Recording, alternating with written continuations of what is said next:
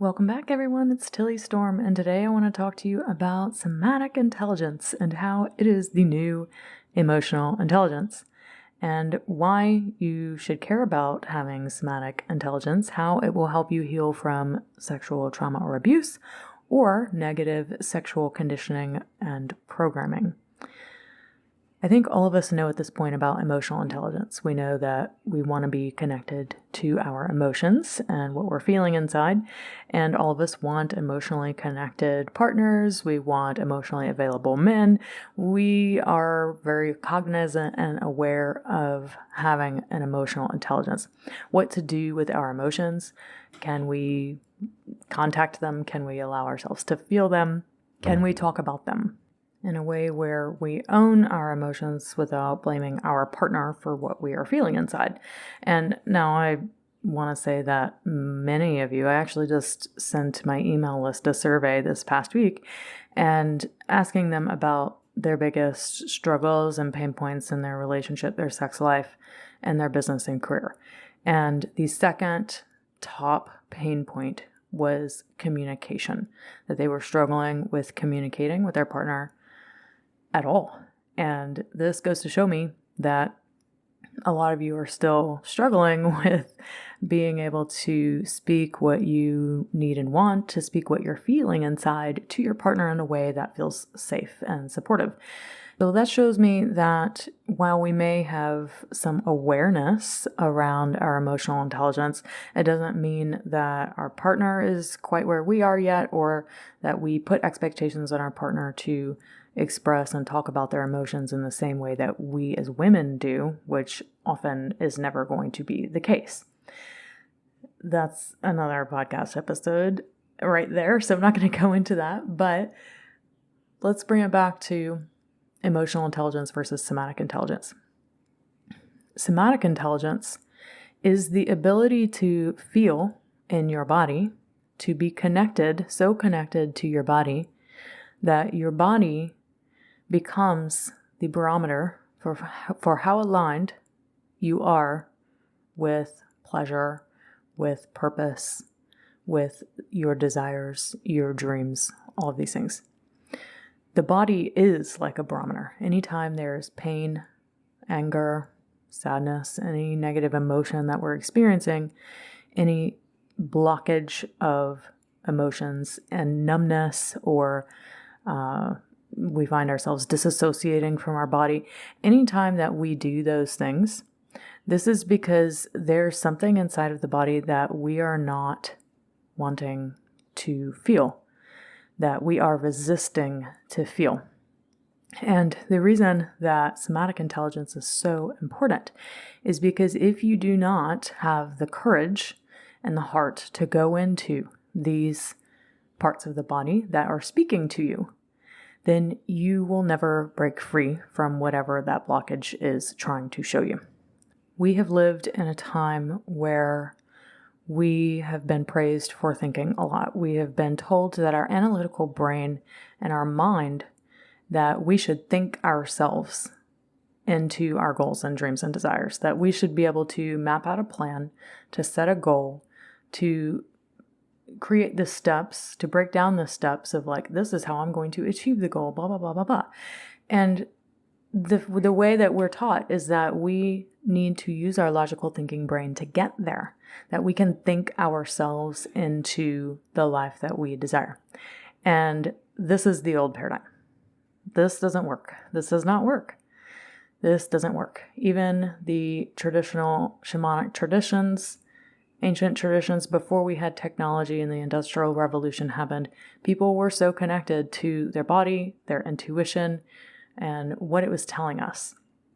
We don't have that connection anymore because of the screens constantly in our faces, because of all of the distractions that we live with, that prior we were just so connected to nature that we didn't have this level of distraction in our life.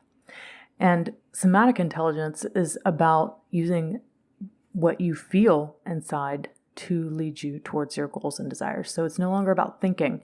It's about feeling our way into what we want.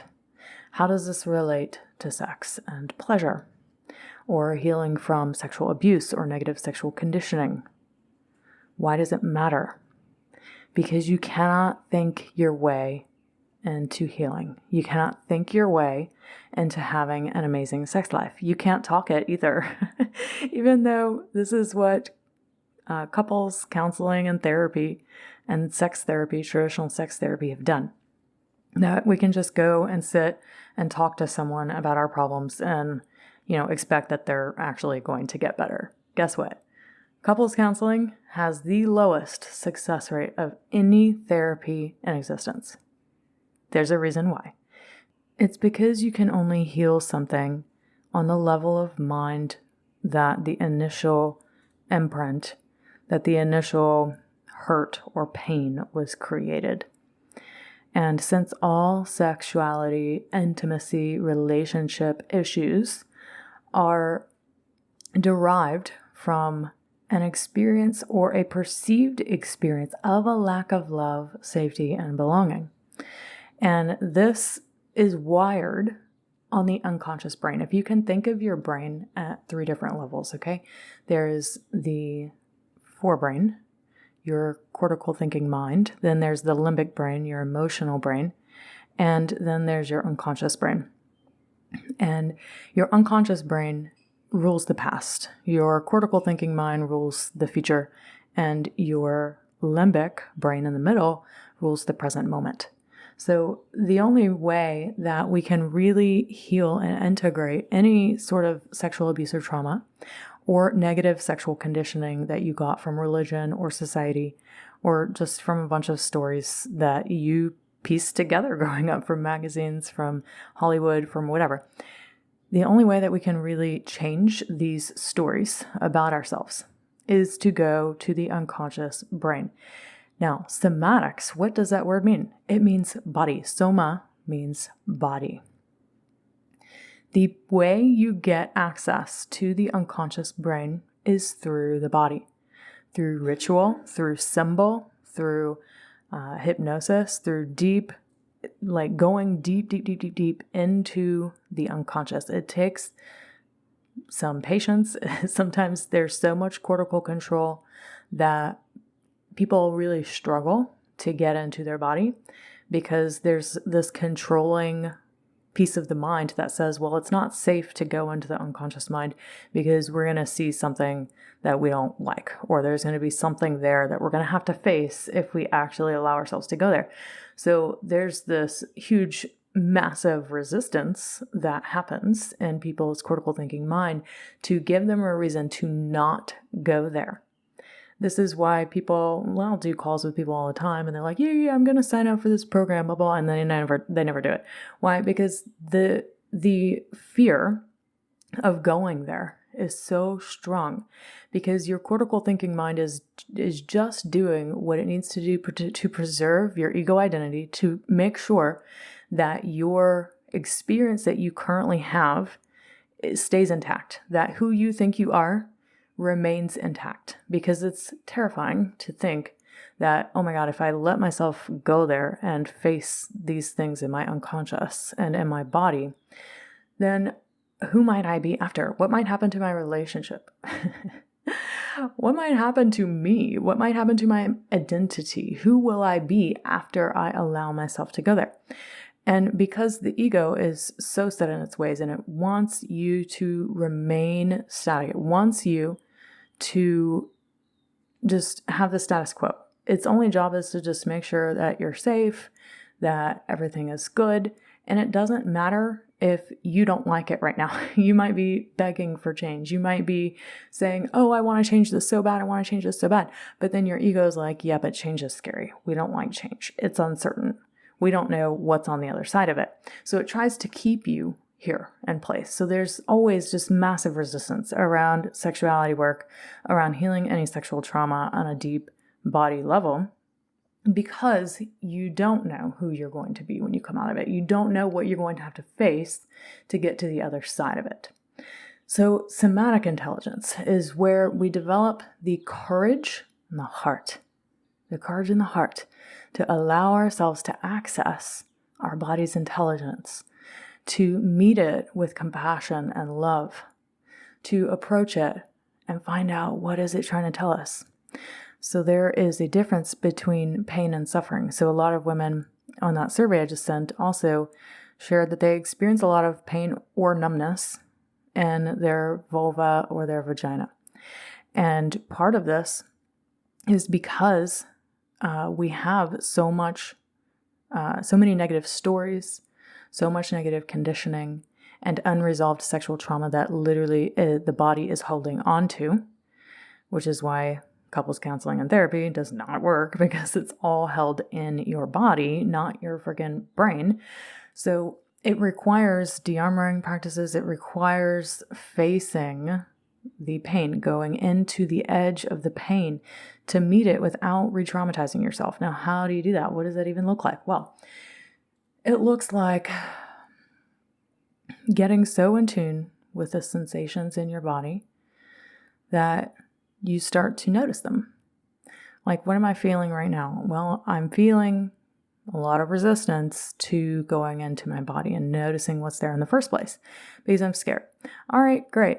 What does this resistance want or need from me? Well, actually, it just wants to be noticed. It just wants me to acknowledge that, yeah, there's a lot of resistance. There's a lot of fear. Okay, well, what does this fear need from me in order to move forward towards my goals and desires of experiencing the sex, the desire, the libido that I know is in there somewhere because I used to have it, or I just know that I am a sexual being, but I'm not experiencing myself as a sexual being. I feel completely shut down right now, but what is required to contact that part of me again? What's going to be required? And then the resistance might respond to you. It might say, well, actually, I need you to let me know that you're not going to allow anything in me or do anything to me that would put me in a situation like we experienced before ever again. And when we're talking about trauma healing, we're talking about making a space where you can go into the pain of the experience, not to relive it, but to feel it. Because to heal negative conditioning around sexuality and sexual trauma, you must feel it to heal it. So the difference between pain and suffering is that pain, your body gives you pain to tell you it's time to pay attention inside now. It's an acronym. Pay attention inside now. If you experience any sort of pain in your body, whether it be in your pussy, your vagina, your vulva, whatever, even if it's not, and I say this with any illness, like I have a very radical view on that. Anytime I get sick or one of my children gets sick or my partner, whatever, the first question is like, okay, let's tune into the body. What is the body asking? What is it trying to tell us? And I often look up Louise Hay's, the indicators of like what your symptoms are, show you, she's kind of mapped out this whole thing about what a particular symptom in the body means on an emotional and somatic level. So you can look that up online. I don't know the link to it off the top of my head, but it's Louise Hay. She died a while ago, but her body of work is amazing in this area, is that like all physical symptoms in the body are trying to show you where you are out of alignment, where you're not living your truth, you're not facing your truth. So anytime we get sick or we experience disease, it's our body saying, hey, it's time to listen. And instead of that, most of us just go after the analgesics, the things that numb that out. Why? Because we love the dopamine hit. We love not feeling pain, okay? We love to not feel the pain. We love to avoid it at all costs. We are trained and conditioned to do that in our society. Instead of running towards the pain and then misalignment, we're taught to run away and numb out instead. And this is a huge, huge, huge disservice. Because every time we do this, we disconnect further and further, and we become further disembodied. What does being embodied even mean? It means living your truth from inside out. It means being so connected to the body and its sensations, that you let your body be the barometer, the thermometer, whatever you want to call it, the one, like the lever that shows you, okay, there's pain here, there's discomfort here, let me tune in and see what this is about. What is needed here? What sort of boundary do I need to put with this? Almost all of the time it goes back to childhood. It goes back to some sort of inner child trauma or event that left us picking up some sort of story or program that is no longer in alignment with what we want and desire for our life moving forward. And in order to move forward, you have to drop that old program and that old story and adopt a new one. So somatic intelligence is the new emotional intelligence because, yeah, it's great to get in touch with your emotions. But if you don't know how to communicate them properly, if you aren't aware of how to alchemize negative emotions into energy through tantric emotional liberation, if you don't know what to do with them, then what's the point? So if you go a level deeper, so somatic intelligence is nothing more than a level deeper. It's a level underneath emotional intelligence. That is the source. Okay, remember the emotions are ruled by your limbic midbrain, and the unconscious is the third part. Okay, so that's the part that you can access through sensation in the body. And it is the only way that sexual trauma or abuse gets healed. It is the only way that you can, when you meet that with love, is when it begins to heal. And it can't be done alone. So I think it's interesting that there's all these people that are, they're wanting to heal from their sexual trauma and abuse, but then they think that they're going to be able to do it themselves. And the truth is that we can't heal on our own. We must be witnessed in love and safety and belonging for it to heal. And this is why you pay people like me or someone else to help you do that, because you have to have held space for you for that healing to occur. It's not something you can do on your own, because it's like doing open heart surgery on yourself. It's just, eventually you reach the trauma wall where it's like, okay, I can't meet this fully on my own. I don't even know what it is. I can't, your brain gets foggy and you can't see through it. But someone else gets to come in, a guide, a mentor, and show you, okay, I'm going to be so here with you in this moment right now that we're going to walk through this and we're going to get to the other side right now. And we're not going to hold off on it any longer.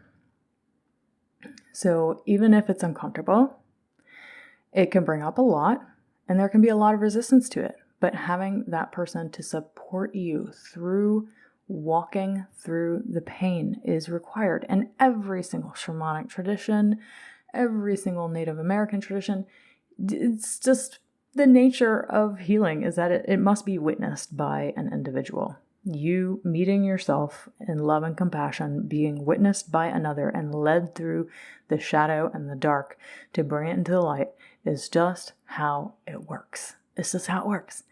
So until we have the courage to feel, to gain somatic intelligence, to learn somatic intelligence, to meet our body with so much courage to feel the things that we've been pushing away, we've been denying, we've been judging, we've been repressing, which all cancer is just repression of you not wanting to feel something. All of it is just asking you to pay attention to what this pain wants, okay?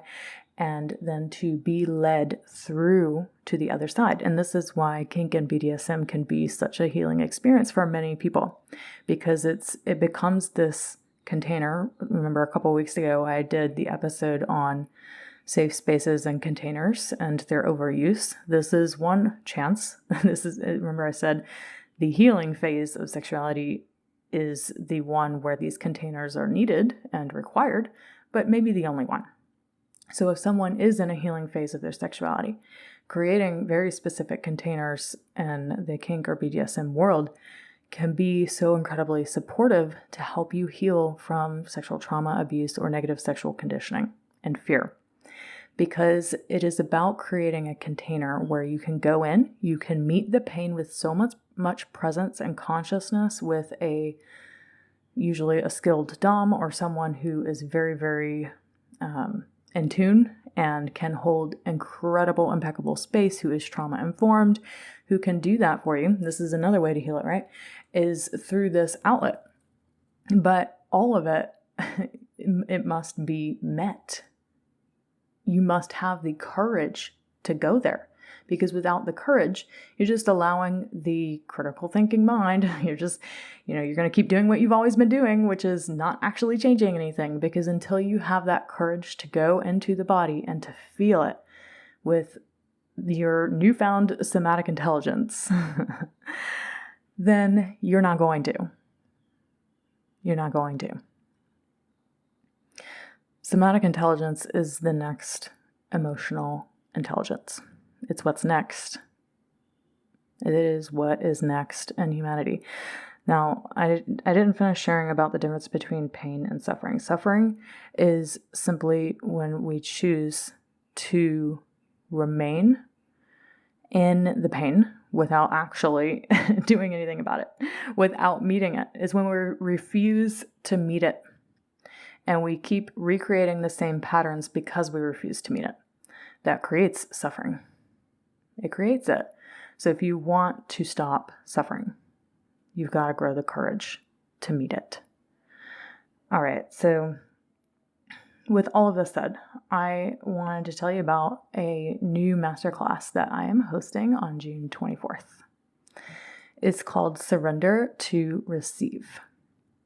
It's going to be on unleashing somatic intelligence for embodied bliss. So this is a free online workshop. It's totally free.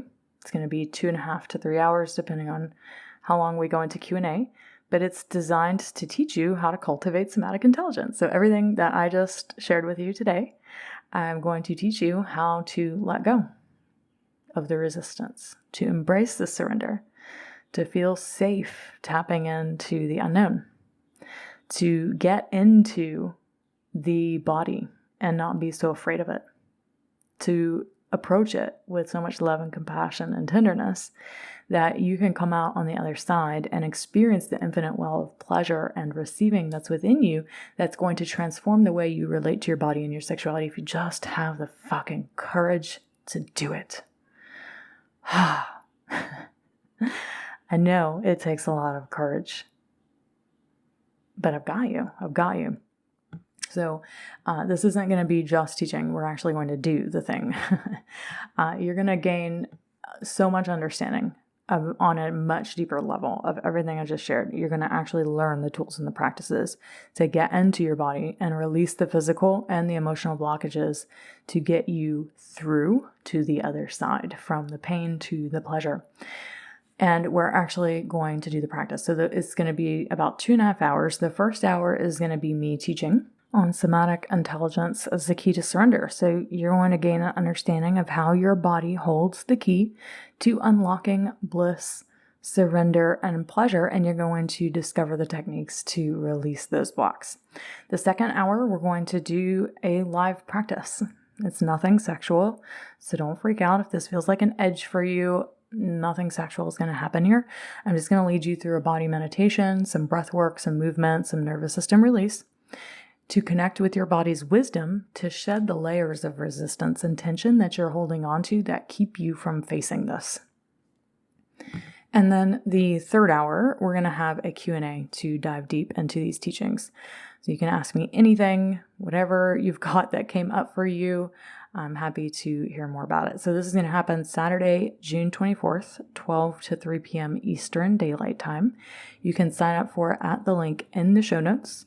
And I would love to see you there to support you into taking this very important and always the most challenging first step into healing from negative sexual conditioning or trauma. All right, my loves, thank you so much for joining me today. and having the courage and heart to go there with me. I appreciate you, and I hope to see you in the workshop on June 24th. Also, one more announcement. The Sexy Feminine Leadership Summit is going live as you're listening to this, probably.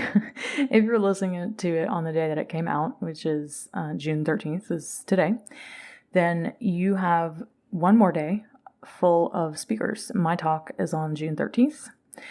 So if you haven't signed up for it yet, this is the last chance to do it. You're going to have replays for 2 weeks, okay? You have them through June 26th. Why? Because I'm a super busy person. I ain't got time to watch 19 talks from people myself. And if someone gave me time to actually listen to them, I probably would. But hardly any summit hosts ever do that. So I get that all of you are busy and you've got things going on, kids at home, whatever. You have 2 weeks to listen to the talks. So even if you can't catch them all, even if there's just one that you watch because it calls to you, I encourage you to still sign up. You can still sign up through the end of the replays that end on June 26th. So head to the link in the show notes to sign up if you haven't already, and take us up on these amazing offers and gifts that 19 speakers are giving to you all for free. All right, loves, thank you so much for joining me, and we'll see you next week.